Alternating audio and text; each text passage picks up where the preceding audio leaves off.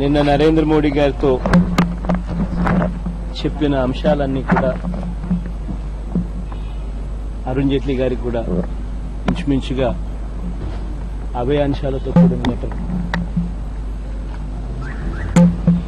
అరుణ్ జైట్లీ గారికి కూడా ఇవ్వడం జరిగింది.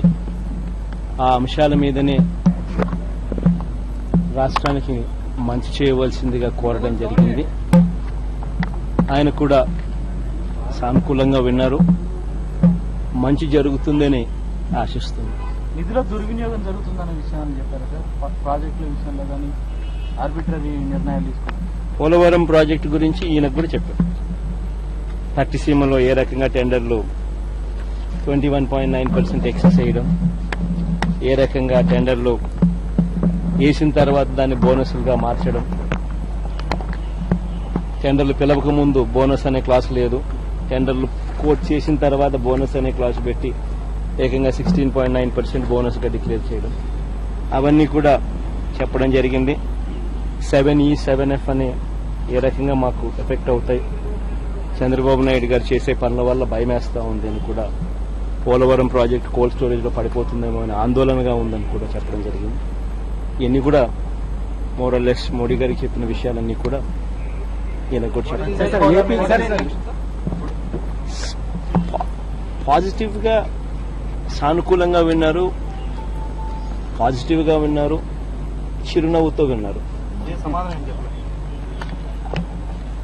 బాగా విన్నారు కాబట్టి సానుకూలంగా ఉంటుందని ఆశించాలి. గోదావరి జిల్లాలో రెండు జిల్లాల ప్రజలు కూడా పట్టించే వద్దనే చెప్తున్నారు.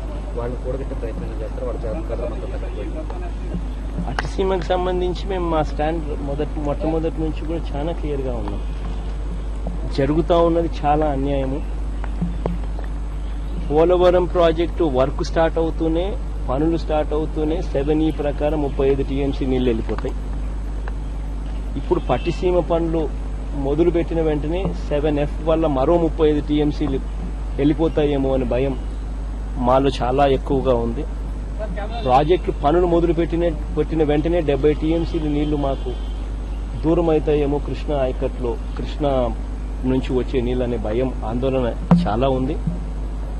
కాబట్టి ఖచ్చితంగా దీనికి సంబంధించినంత వరకు వీలైన కాడికి ఎటువంటి స్టోరేజ్ కెపాసిటీ లేకుండా కేవలం టెండర్లలో డబ్బులు సంపాదించుకోవాలనే ఒకే ఒక కోరికతో ఈ మాదిరిగా రాష్ట్రాన్ని పనంగా పెట్టడం తప్పు అన్నది మేము క్లియర్గా కూడా చెప్తా ఉన్నాం.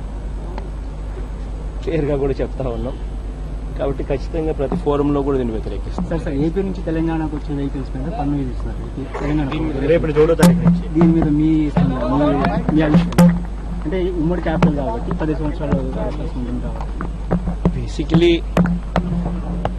పక్క రాష్ట్రాలు కర్ణాటకను, తమిళనాడు చేయనప్పుడు ఒకే భాష మాట్లాడే మనం చేయడం అన్నది కరెక్ట్ కాదు అన్నది నేను మొట్టమొదటి రోజు నుంచి కూడా చెప్తా ఉన్నమాట. ఒకే భాష మాట్లాడుతున్నాం. ఇప్పుడు రాష్ట్రాలు విడిపోయినా కూడా ఒకే భాష మాట్లాడతాం. మనుషులమంతా కలిసే ఉంటాం. మనం కలిసికట్టుగా ఇంకా పెరగాలని ఆలోచన చేయాలి తప్ప మన దగ్గర నుంచే అటు రాష్ట్రం ఇటు రాష్ట్రం అటు కూడా ఇటువంటి నిర్ణయాలు తీసుకోకపోవడం కరెక్ట్. కేసీఆర్ గారికి కూడా వెనక్కి తీసుకొని ఇరు రాష్ట్రాల మధ్య సంబంధాలు పెంచే కార్యక్రమాలు చేస్తే బాగుంటుందని తనకు కూడా సలహా ఇస్తుంది. We have our state meets, and we did yesterday whatever we spoke to the Prime Minister. We also brought to the notice of the Finance Minister also the same things, and he did respond positively, and we're just hoping for something good will come out of it. Sir, are you demanding a special package for? And all that is part of the act, part of the promise what is being made to us. We've just highlighted, we've just once again reminded them of their promises.